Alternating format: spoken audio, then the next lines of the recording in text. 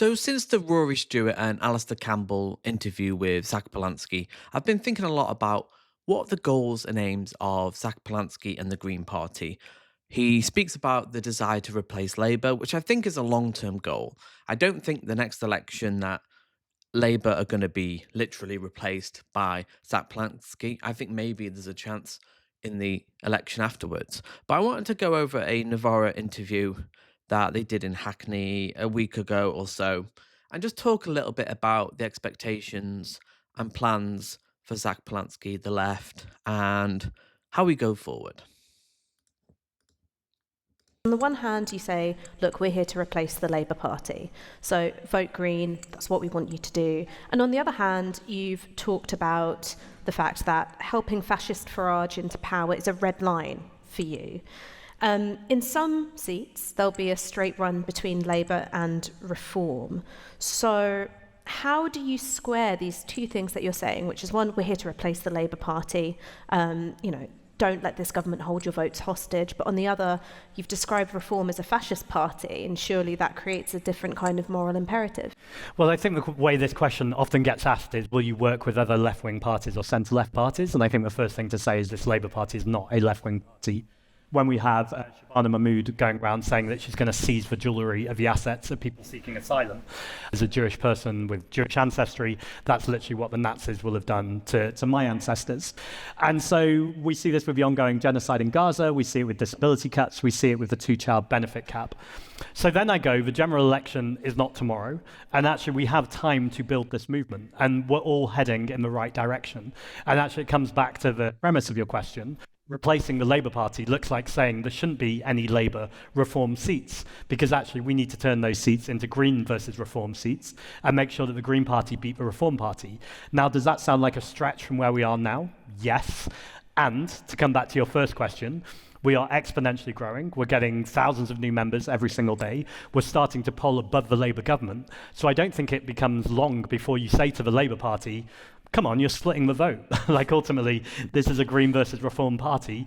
And if Keir Starmer, last thing I'll say, but if Keir Starmer doesn't feel like he can change anything, or if he feels like he's making despair normal again, his whole thing is there's no alternative, it has to be this way, then why is he even in politics? What is the point of being a Labour politician at this point? And that gets to the heart of why Zack Polanski is so popular. After 3 months of pretty much getting himself out there, being invited onto news shows, podcasts, he's getting his message out there. And this is the goal of the next few years. It's to get people excited.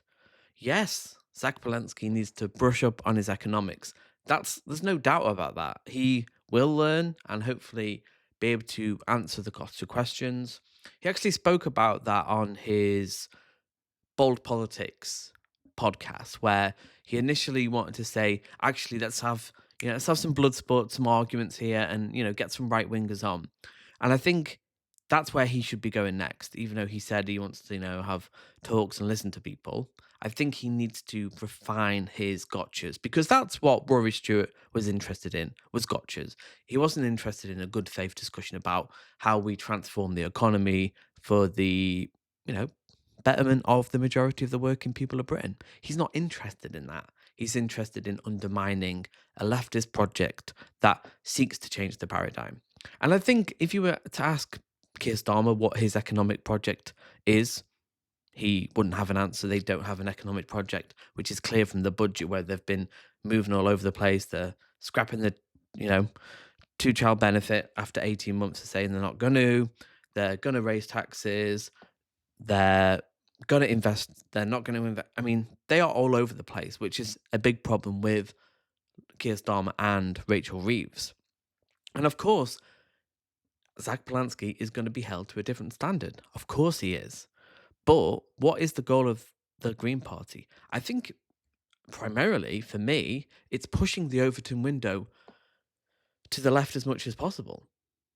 Because the more we can do that in the next 3 years, the more we can push Labour to actually embrace taxes, a wealth tax. That would be the biggest win, I think, for Zack Polanski in the next few years, is to actually get wealth tax because 75% of the population want it, is to get a wealth tax. That's a win.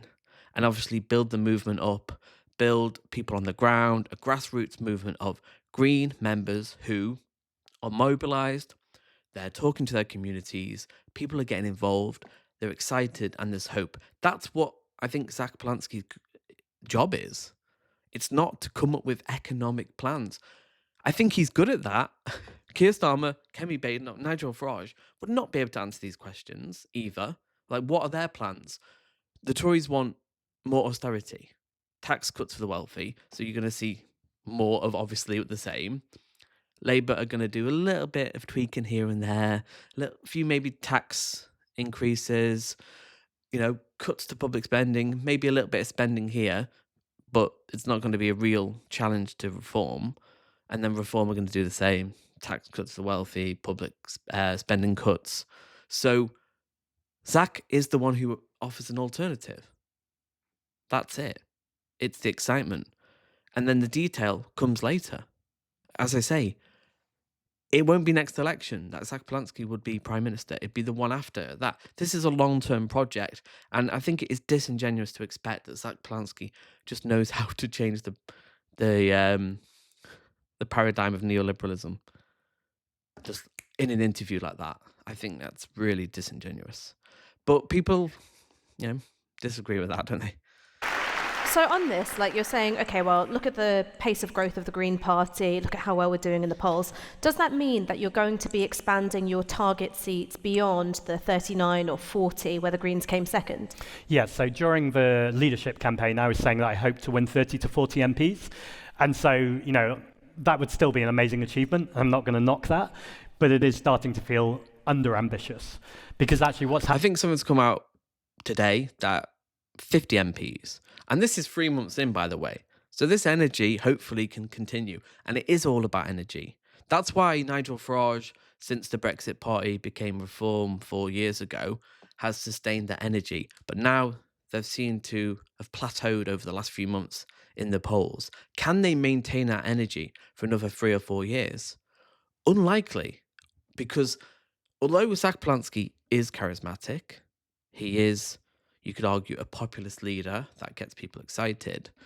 Farage doesn't offer anything, really. That's the key. He has no ideas. What economically is Farage going to do differently that challenges the status quo? He's not.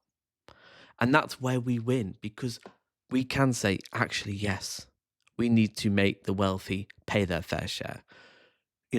Crack down on tax avoidance, 90 billion a year.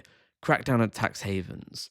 Actually fund the tax HMRC to get all the shit we can fucking get from these bastards, and have a conversation, a national conversation about what is capitalism, neoliberalism giving the average person. Has it succeeded? And the answer is no. Happen with all of these new members is new resources and new people on the ground saying, actually, I want to campaign in my local area too. And so those 39 seats, I think, are a starting place to look for.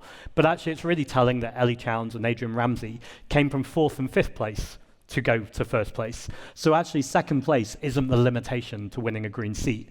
The limitation is having the right messaging, the right resourcing, and the right volunteers on the ground.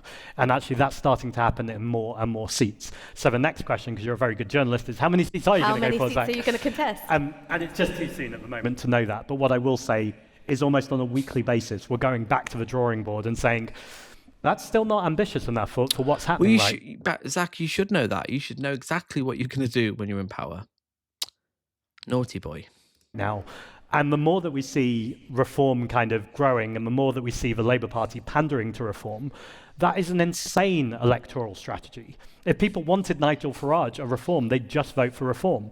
And I think the more that Labour spiral into this awful, toxic, divisive politics, the more there is a space for a hopeful, ambitious party like the Green Party, and we absolutely intend to take that opportunity. I think there's a clip going around today from Newsnight last night of a Tory journalist saying that, well, Labour can't win on the economy. Everyone knows that. What are they doing? They can't unless you change the paradigm. It's that simple. The same with Tories. They can't do anything. They can't grow the economy. They can't attract investment. They basically are guarding the status quo. They're funded by fossil fuel companies, banks, the arm industry. You know, it's the status quo, right? But the Tory journalists were saying basically, Keir Starmer needs to lean into the culture wars because that's all they have. So that's kind of what they are doing, isn't it, with the immigration debate? A distraction from inequality and the consolidation of wealth and power at the top. So they are going to do that. And I think for a lot of people, that is going to alienate people further, push them to the Greens. Because when you're being offered hope, a change of paradigm, cost of living focus, lowering bills, giving people a story about actually, no, it's not just immigrants and trans people that are the problem. It's the people with all the power and the money. That's a more compelling narrative. It really is. Oh. I can see you're impressing these people. So I've got to come up with a real shitter of a question now. At the moment, there is a pretty sizable debate on the left, and this is really a result of a high-profile conflict that's occurring within your party. But I want to ask you to address this about your vision for the Green Party. How broad a church do you want it to be? What's the window of tolerance for the range of perspectives you're comfortable seeing in your membership? Well, first of all, I think it can be really broad, particularly in terms of geography, so I'd start there. I was speaking to Yanis Varoufakis yesterday for my podcast, Bold Politics. Always Did plug a someone podcast. wolf whistle Yanis Varoufakis? He probably deserves it. Find God. And Yanis was very lovely. People will be able to see the podcast, and he said he was really excited by the political project I was doing, and he felt like it was the right one, and he very much offered his kind of public and private support. And he said during it, I think there are seats that maybe you can't win, places like in the Northeast, for instance. And actually, Green Party membership has over doubled in the last 2 months, but actually the place that it's gone highest is London, right here in Hackney actually, and the second place is in the Northeast. And I think that's what that's speaking to, is places like the Northeast that reform is not some kind of abstract threat. You've got reform winning councils there. And I think people there are going, actually, joining the Green Party and getting involved is not a nice to have. It's not like a hobby to do at the weekend. This is something that is existential for our city and for our politics. And so more and more people are getting involved. So in terms of how broad can the coalition be, I think that's about the Green Party continuing to do what we already are, which is being the lead opposition party and saying we are going to take on both this failing Labour government, but actually we're absolutely going to take the fight to reform. Now, in terms of politics, beyond geography, there are core principles of the Green Party. We are anti-racist, anti-homophobia, transphobia, misogyny, and those are not kind of negotiables. In terms of the politics of our policies, so the one that drives me crazy, and I'll go straight there, is people say to me, I'm really, really worried about reform. I'm really, really worried about fascism. I love everything that you and the Green Party are doing. I'd get involved, but I don't like your policy on nuclear energy. Like, it's a very, very specific policy. And my answer, beyond me having the discussion about nuclear energy, is we're a fully democratic party. We are one member, one vote. We have policy working groups. Any member, whether they've been in the party for 20 years or they joined the party after listening to this talk, that's just a subtle hint there. You really just planted that seed. It's like, when there are flash images in The Shining or something to try and... Careful, you'll make me sound like a hypnotist or something. I thought they were getting bigger. But quite seriously, anyone can vote on party policy. And actually what I would say to people is it's too much of a luxury to find one policy you disagree with when ultimately you look at the threat of what the far right is doing to this country. And so I'd say to anyone, get involved with the Green Party. Would that mean that the Green Party would tolerate a member or a group of members who said, OK, well, we want to introduce policy that's against self-ID? Or something like that?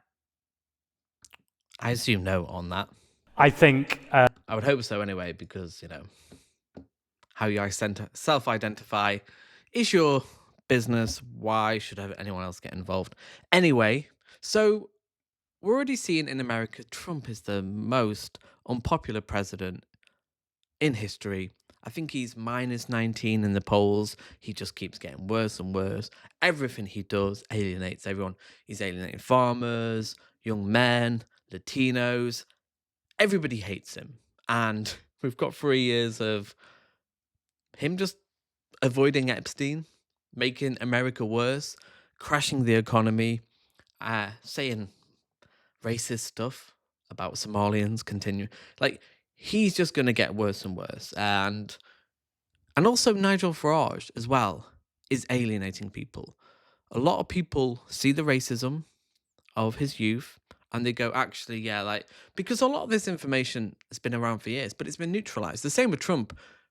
You look into Trump, people know who Trump is. His 34-time felon, his new 26 allegations of sexual misconduct, how he treated his ex-wife, Stormy Daniels, how he talks about women, calling them fat pigs. He said quiet piggy to a journalist the other week. But people actually seeing who he is now. And I think they're going to, the same will inevitably happen with Nigel Farage, right? He will be revealed for who he is.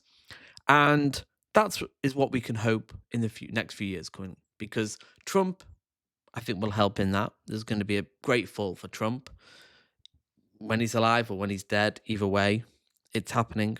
And it's going to happen with Farage as well, because he can't deliver. He doesn't care about working people.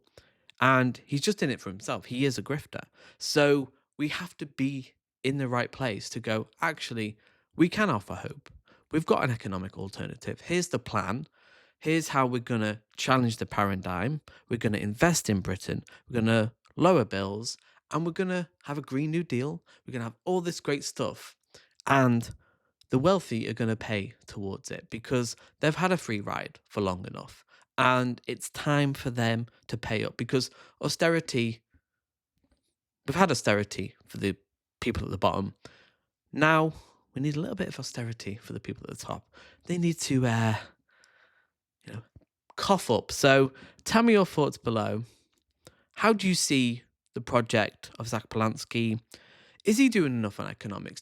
Should he swat up on economics and by the end of over Christmas do his homework and have a detailed plan of how to overthrow global neoliberalism?